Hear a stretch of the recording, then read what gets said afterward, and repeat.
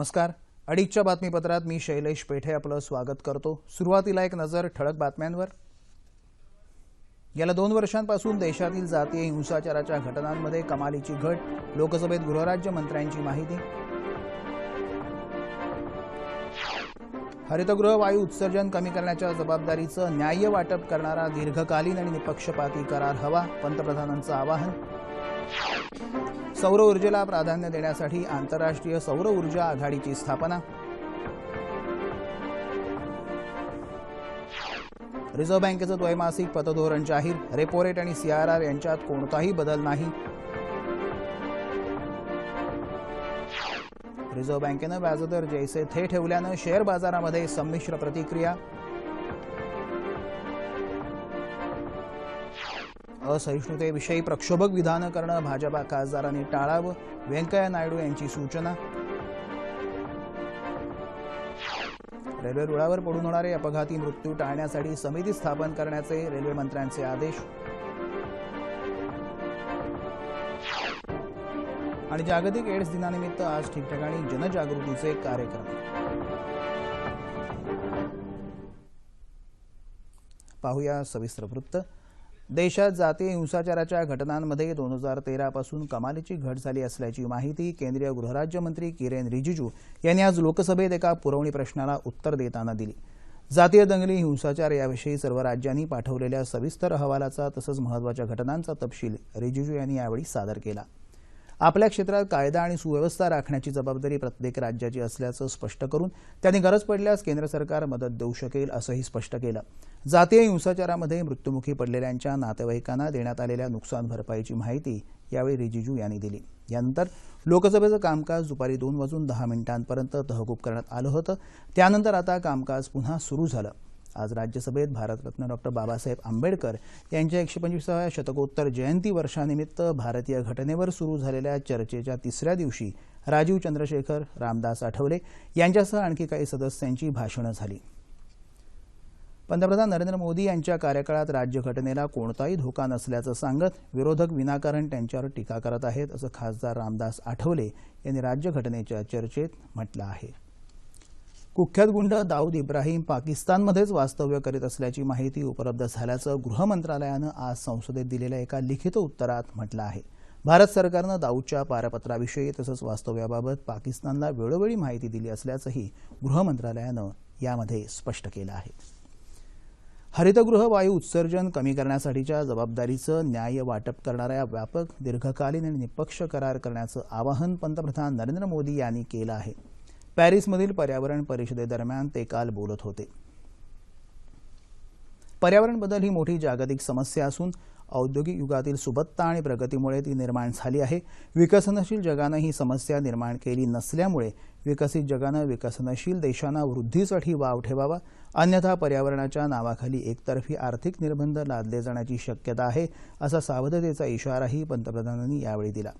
पर्यावरणाच्या संतुलनासाठी भारतानं काही पावलं उचलली असून त्याअंतर्गत 2030 पर्यंत 2005 सालच्या स्तरापर्यंतचं वायू उत्सर्जनाचं उद्दिष्ट ठेवण्यात आलं आहे. याशिवाय 2.5 कोटी टन एवढ्या कार्बन डायऑक्साईडला कमी करण्यासाठी जंगलांची निर्मिती करण्यात येणार असल्याचंही पंतप्रधानांनी सांगितलं. क्योटो कराराच्या अंमलबजावणीसाठी कटिबद्ध असल्याचंही त्यांनी यावेळी स्पष्ट केलं. फ्रान्समध्ये पॅरिस इथं हवामान बदलाविषयीच्या 2 दिवसीय जागतिक परिषदेनंतर पंतप्रधान आज मायदेशी परतले. या महत्त्वपूर्ण परिषदेत फ्रान्स आणि भारतानं आंतरराष्ट्रीय सौर ऊर्जा आघाडीची स्थापना केली आहे. या आघाडीचं मुख्य सचिवालय भारतात असावं तसंच त्यासाठी $3 कोटी अमेरिकी डॉलर्सच्या मदतीची घोषणाही भारतानं केली आहे. या आघाडीनं विकसनशील देशांना स्वच्छ आणि परवडणारी ऊर्जा पुरवण्यासाठी पुढाकार घ्यावा असे प्रतिपादन नरेंद्र मोदी यांनी यावेळी केलं. या पॅरिस दौऱ्यात पंतप्रधान मोदी यांनी अमेरिकेचे राष्ट्राध्यक्ष बराक ओबामा, जपानचे अध्यक्ष शिंझो आबे, पाकिस्तानचे पंतप्रधान नवाज शरीफ, अफगाणिस्तानचे राष्ट्राध्यक्ष अशरफ घनी, श्रीलंकेचे अध्यक्ष मैत्रीपाला सिरिसेना, इस्रायलचे पंतप्रधान बेंजामिन नेतान्याहू यांच्याशी भेटी घेऊन चर्चा केली.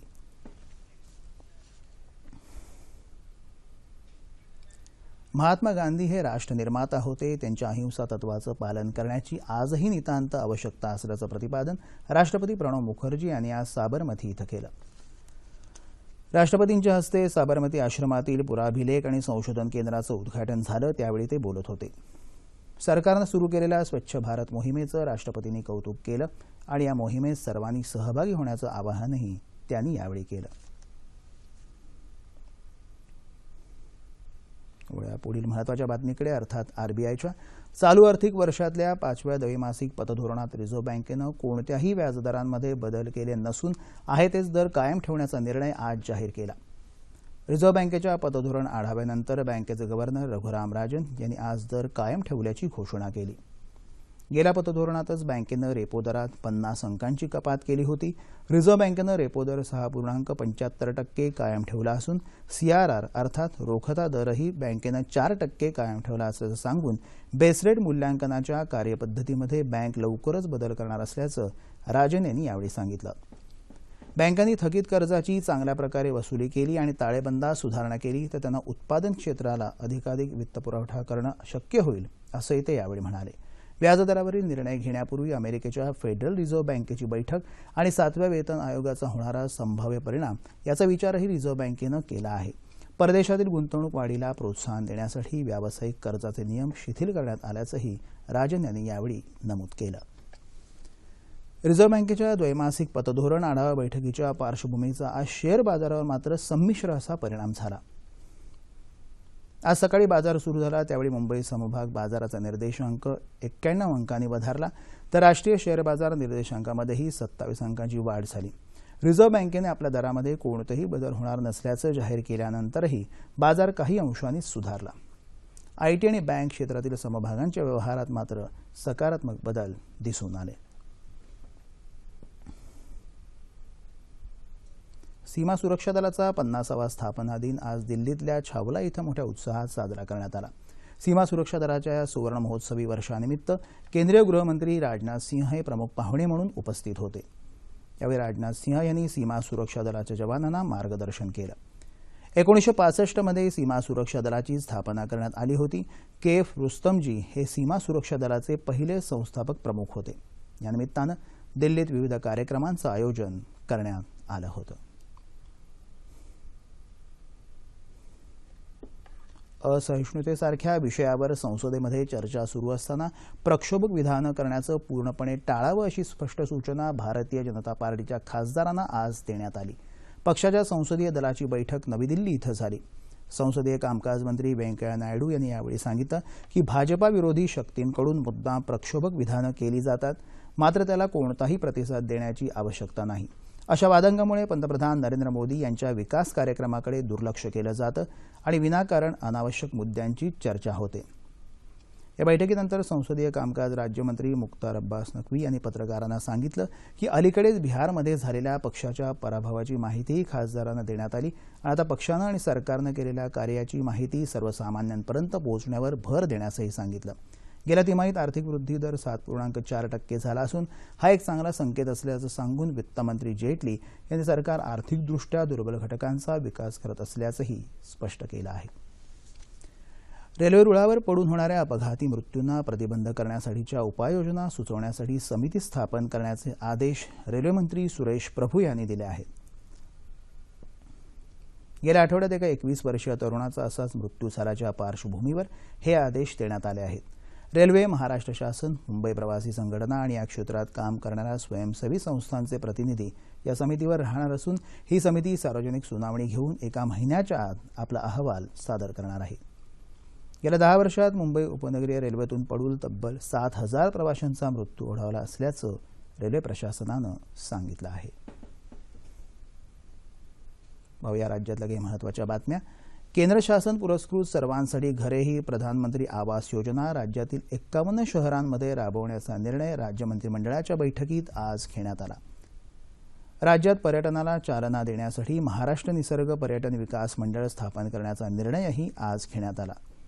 राज्यातील 31 ऑगस्ट 2015 अखेर FRPची 50%पेक्षा जास्त रक्कम ऊस उत्पादकांना देणाऱ्या 6 साखर कारखान्यांना उर्वरित रक्कम देता यावी यासाठी राज्य शासनाच्या सॉफ्ट लोन योजनेचा लाभ घेण्याचा निर्णयही आज घेण्यात आला.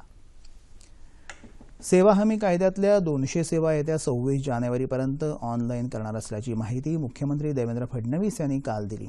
ई इंडिया महाराष्ट्र परिषदेचं उद्घाटन करताना ते काल मुंबईत बोलत होते. स्मार्ट सिटीसाठी डिजिटल तंत्रज्ञान, स्मार्ट हेल्थ आणि स्मार्ट प्रशासन या विषयावर परिषद आयोजित करण्यात आली होती.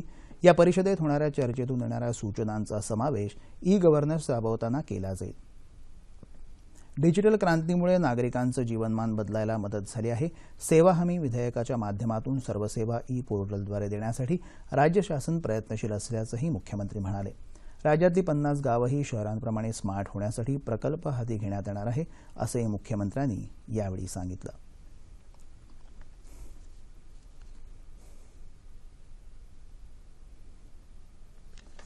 वीज उपकेंद्रांच्या उभारणीमुळे ग्रामीण भागातील विजेची समस्या सुटेल, तसंच कृषी पंपांना नियमित योग्य दाबानं वीज पुरवठा होईल, असं प्रतिपादन राज्याचे ऊर्जामंत्री चंद्रशेखर बावनकुळे यांनी गेवराई तालुक्यातील माटेगाव इथं केलं.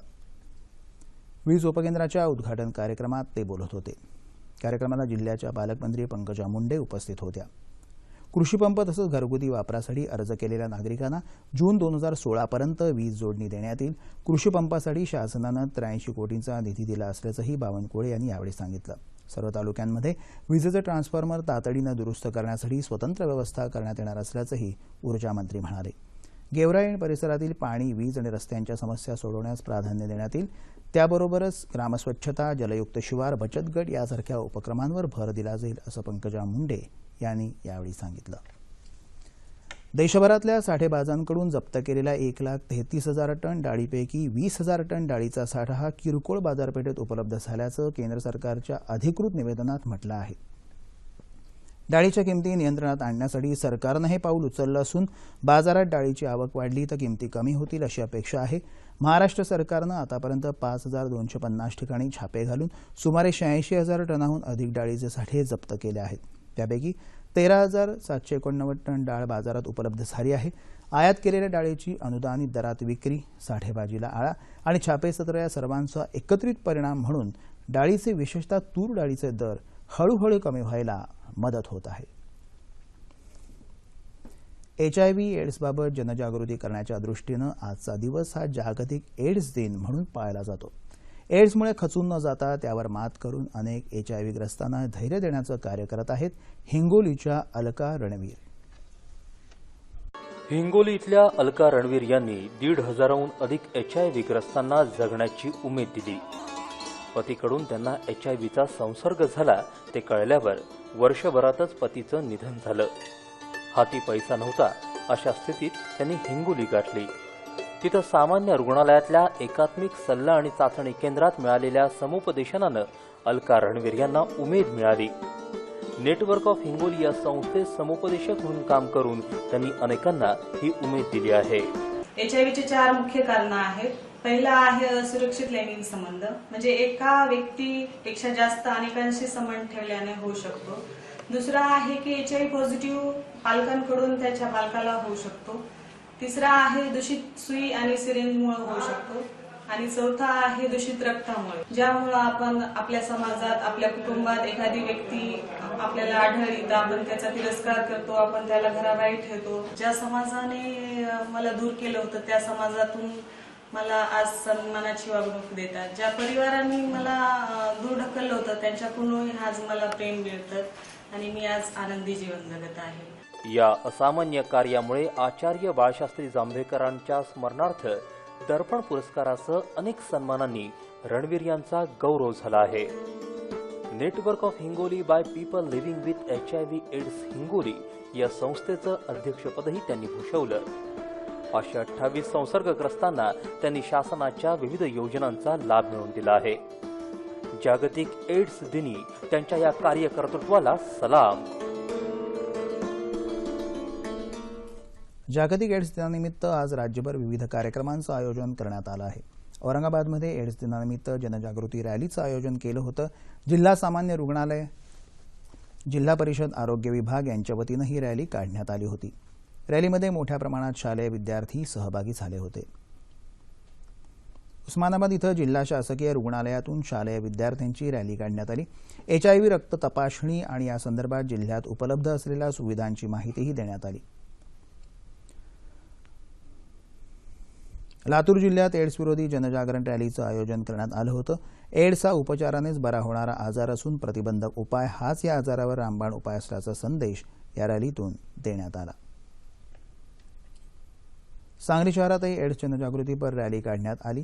जानेवारी ते ऑक्टोबर 2015 या काळात जिल्ह्यात एड्समुळे 29 व्यक्तींचा मृत्यू झाला असून हे प्रमाण कमी करण्यासाठी सर्वतोपरी प्रयत्न केले जातील असं जिल्हा शल्यचिकित्सक डॉ. माणिक सांगळे यांनी सांगितलं.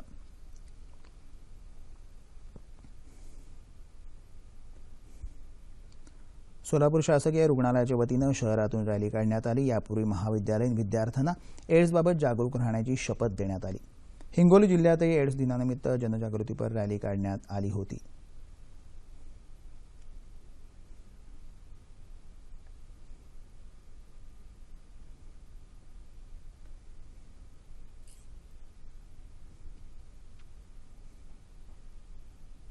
नागपूरमध्ये विविध संघटनांच्या वतीनं एड्स पीडितांशी भेदभाव करू नका असा संदेश देणाऱ्या रॅलीचं आयोजन करण्यात आलं होतं.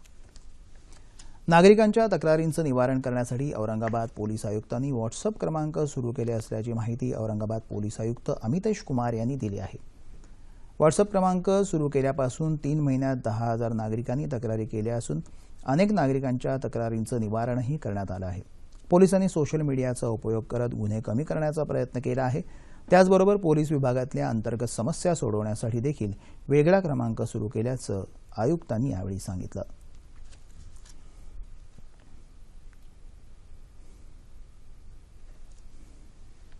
सनातन संस्थेवर बंदी घालावी यासाठी पुरोगामी संघटनांकडून होणारी जोरदार मागणी म्हणजे सनातनची प्रतिमा मलिन करण्याचा डाव आहे अशी टीका सनातन संस्थेचे प्रवक्ते अभय वर्तक यांनी केली आहे. कोल्हापुरात आयोजित जनसंवाद कार्यक्रमात ते बोलत होते. कॉम्रेड गोविंद पानसरे यांच्या हत्येप्रकरणी सनातनचा साधक समीर गायकवाड याला अटक केल्यापासून सनातनला दहशतवादी संघटना ठरवण्याचा प्रयत्न केला जात आहे असंही वर्तक म्हणाले. काँग्रेस, राष्ट्रवादी, माकपा, भाकपा या पक्षातले कार्यकर्ते, नेते गंभीर गुन्ह्याखाली अटकेत आहेत. अंधश्रद्धा निर्मूलन समिती आणि पुरोगामी संघटनांचं हिंसक कारवायांना पाठबळ असल्याचं वारंवार उघड झालं आहे. त्यांच्याविरोधात बंदीची मागणी का केली जात नाही असा प्रश्न वर्तक यांनी उपस्थित केला. दरम्यान कोल्हापूरमधल्या सगळ्या पुरोगामी संघटनांनी सनातन संस्थेमार्फत आयोजित जनसंवाद सभेबाबत चिंता व्यक्त केली आहे.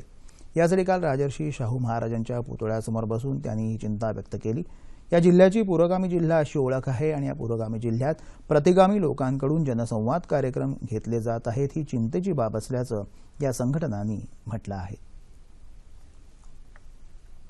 पेण तालुक्यातल्या पानेड इथं प्राथमिक आणि माध्यमिक शाळांचं तालुका स्तरावरील 2 दिवसीय विज्ञान प्रदर्शनाचं आयोजन करण्यात आलं होतं. प्राथमिक गटात 6वी ते 8वी आणि माध्यमिक गटात 9वी ते 12वीच्या विद्यार्थ्यांनी प्रदर्शनात वैज्ञानिक प्रकल्प मांडले होते. प्राथमिक विभागातून 65 विद्यार्थी, माध्यमिक विभागातून 28 विद्यार्थी आणि आदिवासी विभागातून 2 विद्यार्थिनी सहभागी झाल्या होत्या.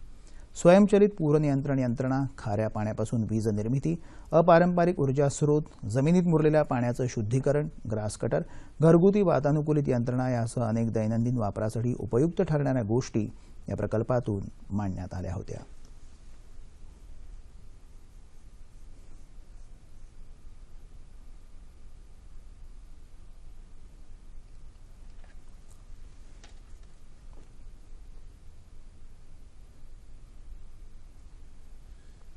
टपाल आणि तार खात्याच्या वतीनं नवी मुंबईत आजपासून 2 दिवसांचा नवी मुंबई टपाल महोत्सव सुरू झाला आहे. महाराष्ट्र विभागाचे मुख्य महाडाकपाल A.K. दास यांच्या हस्ते या महोत्सवाचं उद्घाटन करण्यात आलं. पर्यावरणाच्या रक्षणासाठी आणि त्याच्या लोकशिक्षणासाठी टपाल खात्यानंही पुढाकार घेतला असून त्यादृष्टीनं पावलं टाकली असल्याचं दास यावेळी म्हणाले. तिवरांचं रक्षण करा असा संदेश देणाऱ्या नवीन पोस्ट कार्डाचं अनावरणही दास यांच्या हस्ते यावेळी करण्यात आलं. 2 दिवस चालणाऱ्या महोत्सवात शालेय विद्यार्थ्यांसाठी विविध स्पर्धांचं आयोजन करण्यात आलं असून टपाल खात्यातल्या अनेकविध टपाल तिकिटांचं प्रदर्शनही नेरूळ इथल्या आगरी कोळी भवनात भरवण्यात आलं आहे.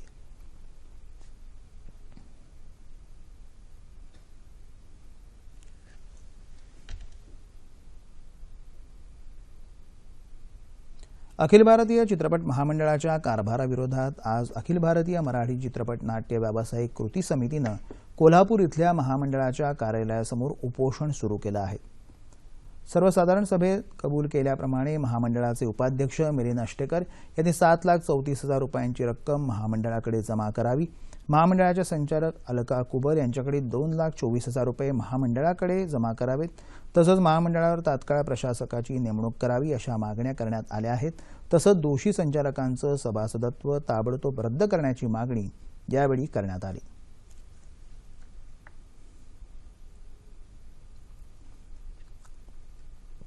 बीडमध्ये राष्ट्रीय ग्रामीण जीवनोन्नती अभियानांतर्गत स्वयंसहायता समूहातल्या महिलांचा जनजागृती मेळावा काल आयोजित करण्यात आला होता. ग्रामविकास आणि महिला आणि बालकल्याण मंत्री पंकजा मुंडे तसंच ऊर्जा मंत्री चंद्रशेखर बावनकुळे या कार्यक्रमाला उपस्थित होते. बचत गटातल्या महिलांना मिळणाऱ्या कर्जाचे व्याजदर कमी करून ते बिनव्याजीपर्यंत आणण्यासाठी प्रयत्न सुरू असल्याचं पंकजा मुंडे यांनी यावेळी सांगितलं. येत्या 3 डिसेंबरपासून दीनदयाळ उपाध्याय ग्रामीण कौशल्य विकास योजनेअंतर्गत विविध व्यावसायिक प्रशिक्षण देण्यात येणार आहे. त्यामुळे 75% युवा वर्गाला नोकरीची संधी मिळेल असा विश्वास पंकजा मुंडे यांनी यावेळी व्यक्त केला.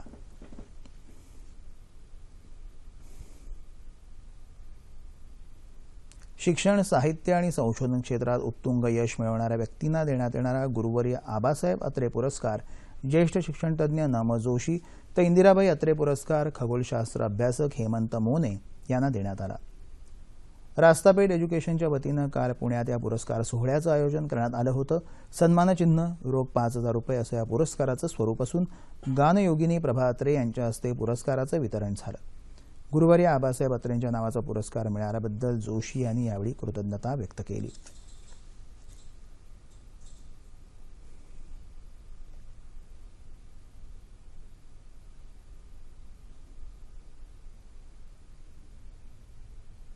चंद्रपूर जिल्ह्यातल्या ताडोबा राष्ट्रीय उद्यानातल्या वाघांच्या संरक्षणाकरता केंद्रीय दल तैनात असून इथं शिकारीचा प्रयत्न करणाऱ्यांना लगेचच पकडलं जावं याकरता गुप्तहेरही कार्यरत आहेत असं वनमंत्री सुधीर मुनगंटीवार यांनी सांगितलं.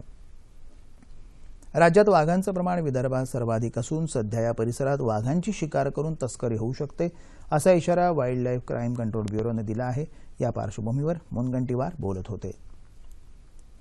संरक्षणासाठी आम्ही विशेष योजना करतोय, पण यासोबतच आय सर्व्हिलन्स, स्पेशल ट्रेनिंग आणि अवैधपणे कोणी वाघाची शिकार करण्याचा जर प्रयत्न केला तर आमच्या गुप्त विभागाच्या माध्यमातून त्याची बातमी ही ताबडतोब आमच्यापर्यंत पोहोचवण्याची व्यवस्था आम्ही करतोय. आणि या संदर्भामध्ये जनजागरणातून लोकसहभागातून या पद्धतीने जर कोणी शिकारी गेला तर लोकांकडूनही बातमी पोहोचेल अशी व्यवस्था झाली आहे. प्राचीन पद्धतीनं वाघांची शिकार करून तस्करी करणारी टोळी सक्रिय असल्याची सूचना मिळाल्यानं वन विभागानं सतर्क राहावं असे आदेश ब्युरोनं दिले आहेत. हवामान. तामिळनाडूसह चेन्नई आणि आसपासच्या परिसरात होत असलेल्या जोरदार पावसामुळे जनजीवन विस्कळीत झालं आहे. राज्यात येत्या 24 तासात संपूर्ण राज्यातलं हवामान प्रामुख्यानं कोरडं राहील असा हवामान खात्याचा अंदाज आहे. ठळक बातम्या पुन्हा एकदा. गेल्या 2 वर्षापासून देशातील जातीय हिंसाचाराच्या घटनांमध्ये कमालीची घट, लोकसभेत गृहराज्यमंत्र्यांची माहिती. हरितगृह वायू उत्सर्जन कमी करण्याच्या जबाबदारीचं न्याय्य वाटप करणारा दीर्घकालीन आणि निपक्षपाती करार हवा, पंतप्रधानांचं आवाहन. सौर ऊर्जेला प्राधान्य देण्यासाठी आंतरराष्ट्रीय सौर ऊर्जा आघाडीची स्थापना.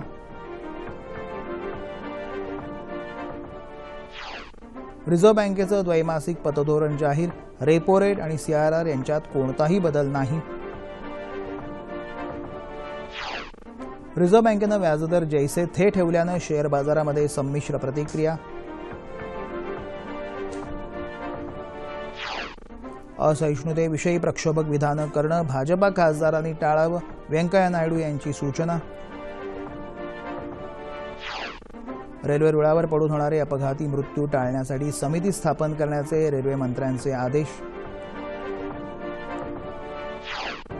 आणि जागतिक एड्स दिनानिमित्त आज ठिकठिकाणी जनजागृतीचे कार्यक्रम. याबरोबरच हे बातमीपत्र संपलं.